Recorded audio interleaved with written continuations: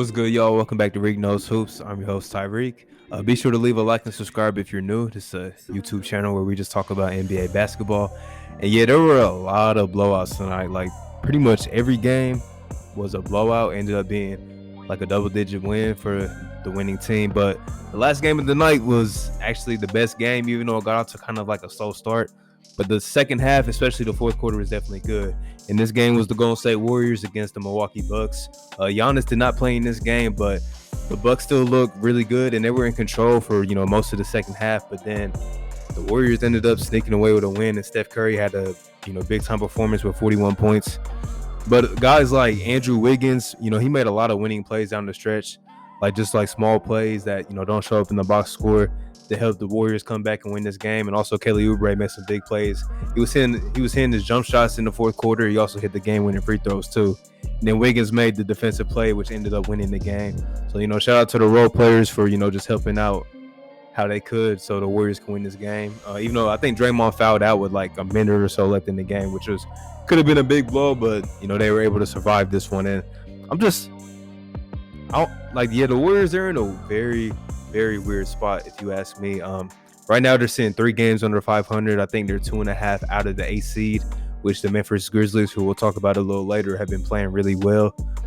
But they're the 10th seed right now, so they're still in range for that play-in game. And when you have Steph Curry on your team, anything will be possible when that time comes. But they're still just in a weird spot. They didn't make any major changes at the deadline, so this is their team that they have for the rest of the season. And they went on a little bit of a losing streak coming out of the All-Star break, and they lost to Toronto by 53 points, which is, especially the way that the Raptors have been playing, that's a very bad loss for a Warriors team that's trying to make a playoff push. So I'm intrigued to see how they treat the rest of the season.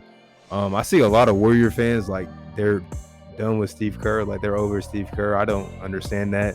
It's just this Warrior team is not that talented, and the pieces don't really fit as well as they have in the past. And of course, not having Klay Thompson is you can't really put into terms how valuable Klay Thompson is to this team. So it's tough for the Warriors, but let's see if maybe this win right here can propel them into just go on a little bit of a win streak, start playing some better basketball. And on the other side for the Bucks, not really too worried. Giannis didn't play. I think he has a sore knee, so he's missed the last couple of games.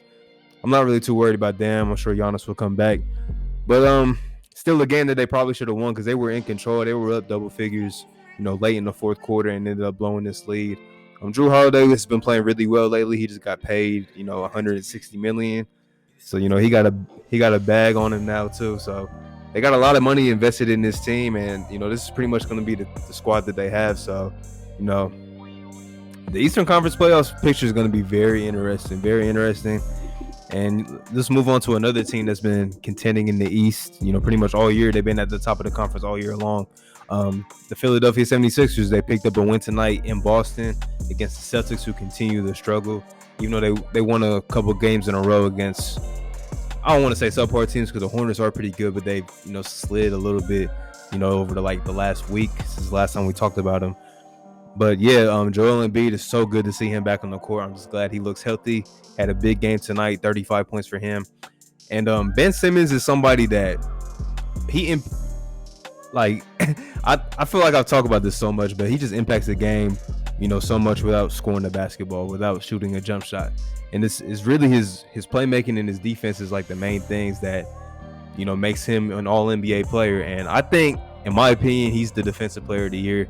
He was guarding Jason Tatum for the majority of this game, and he made it very difficult on Jason Tatum to find any rhythm. I think Tatum ended up shooting 7 for 17 and only had 20 points.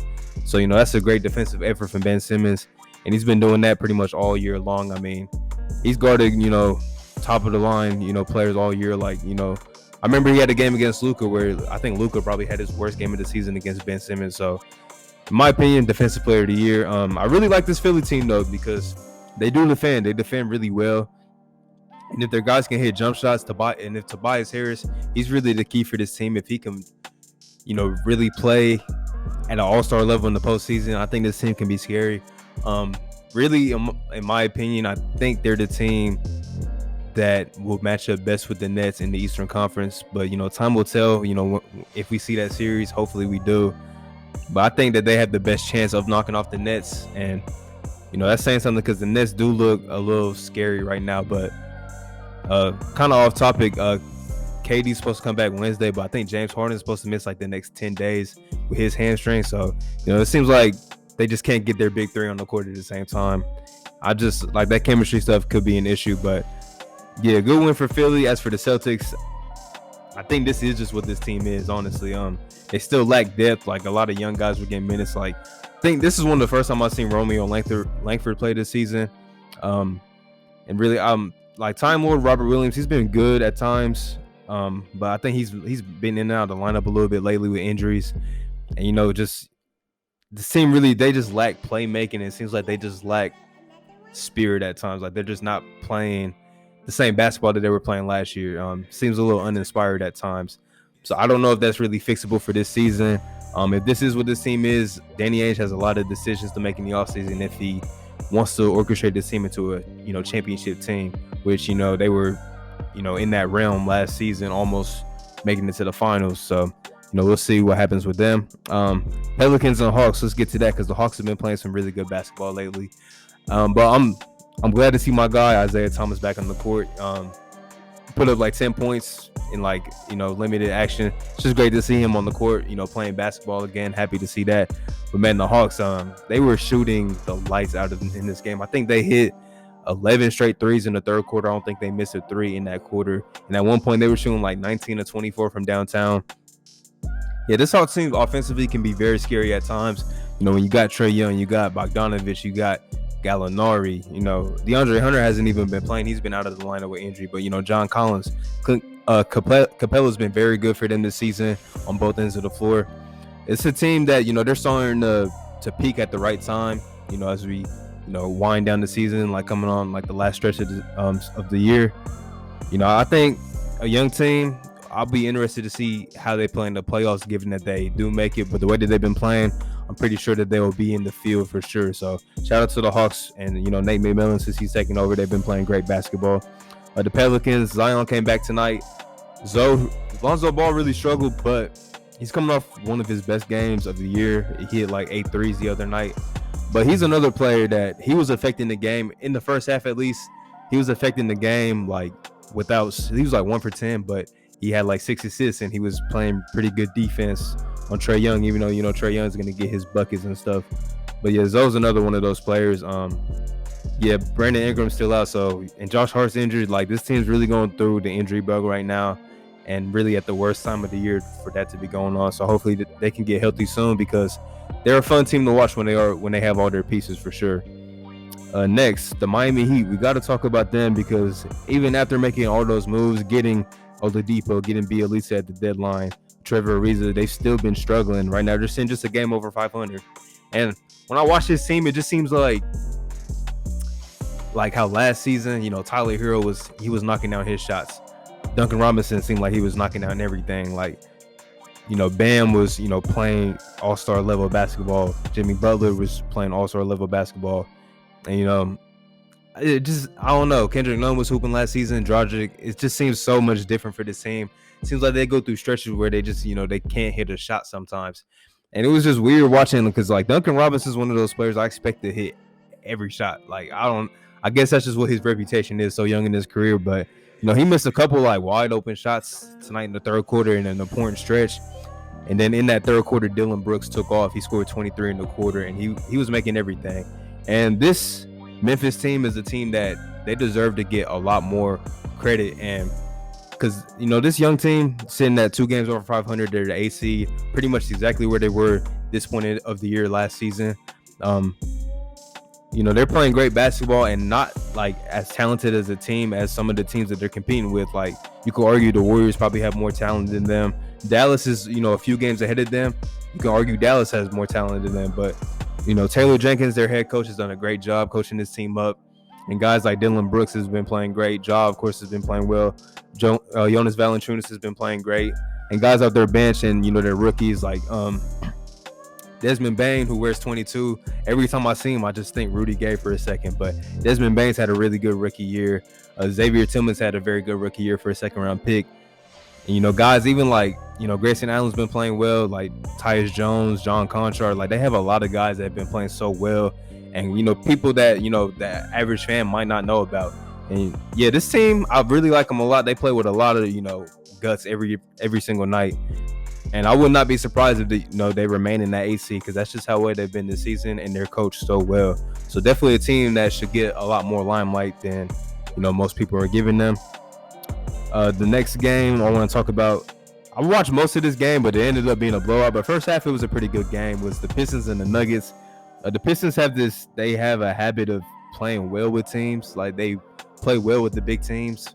But then, eventually they either get blown out, or sometimes they win those games. But they ended up getting blown out in this one. But Jeremy Grant, playing against his former team, he looked like he came out, was in attack mode early on.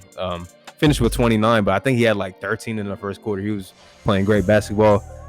I think he's definitely the most improved player this season. Given that, like, Christian Wood probably was really close early on, but he missed a bunch of games. So I think Jeremy Grant might have that award wrapped up. But yeah, this Nuggets team, man, is very scary. Jamal Murray didn't even play tonight, and that's the luxury of having a great backup point guard like Monte Morris. Monte Morris is one of my favorite players in the league, because he's so solid. Like, he does everything, pretty solidly.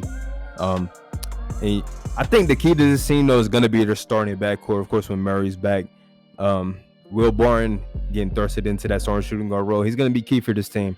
Very key for this team. I can expect Michael Porter Jr. to do what he does pretty much in the playoffs. He's shown that he can do it. Jamal Murray, I think, has to just be more consistent in the postseason, because even last postseason, he had a lot of big games. But then I was watching Through the Wire podcast. Y'all should check it out. One of the best basketball podcasts on the internet. And one of the hosts, Pierre, was talking about how Jamal Murray, he would have those like 40, 50-point games last postseason in the bubble, but then he would have games where he had like 12 and then 14 and then 10, and then he would explode for 50. Like, you would really just rather have him, put up 25, 26, 27, consistently, instead of having, a very subpar game and then, an explosive game, like a 50-point game, like he did twice in the postseason last year. But I think they will go as far as their starting backcourt goes, because you know what you're going to get from Jokic. Aaron Gordon seems like he's going to do what he does, at least on the defensive end. He's going to be there. And, all the other guys that they have. But Will Barton, he has to be consistent, and along with Jamal Murray, their consistency is really going to be key for this team.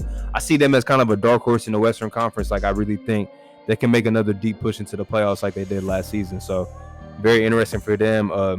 Jokic, I think he's starting to really solidify his MVP case. And I wanted to mention this earlier, is it too late for Joel Embiid to still be in the MVP race, given he missed 2.5 weeks of basketball?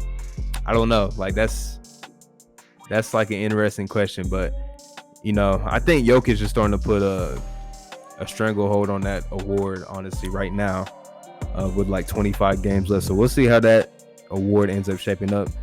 And then the last game, I thought this was going to be the best game of the night, and started off kind of poor, got a little better, and then it finished kind of the way it started. It was the Clippers and the Blazers. These are two teams that, you could see match up in the playoffs probably in that first round, honestly, the way it's shaping out. Clippers got up 25 early. They couldn't miss a shot in the first quarter, and then it continued into the second quarter, but CJ was playing well, and he helped get the Blazers back into the game. Norman Powell had a really good night too for Portland, but Paul George was killing it tonight, man. He was killing it. Patrick Beverly's back in the lineup. I think he's missed the last month of basketball, so it's good to see Pat Bev back. And you could tell he gave this team a different energy in that first half.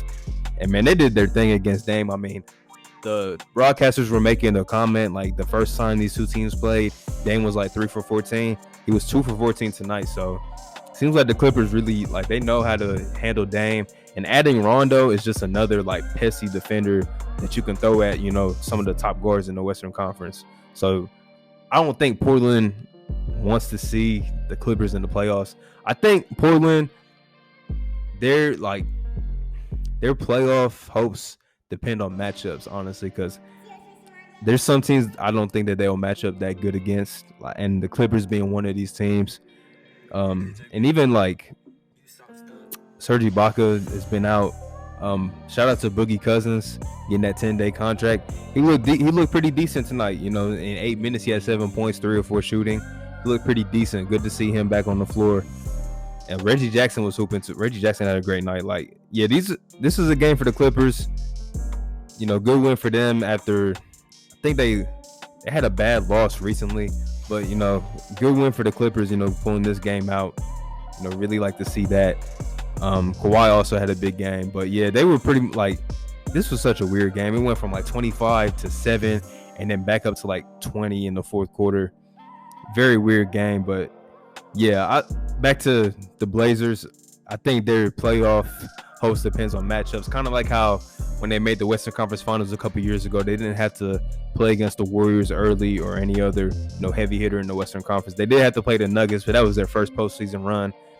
And, you know, I think their experience ended up getting the most of the Nuggets that year. So I think another year for Portland where hopefully they have good matchups if they want to make a deep playoff push. But yeah, those are the games from tonight, man. Like I said, be sure to leave a like and subscribe if you're new. We talk about basketball on this channel. Yeah, we talk about basketball, NBA basketball more specifically. So if you guys enjoy, I appreciate you staying by, and I'm gonna catch y'all next time.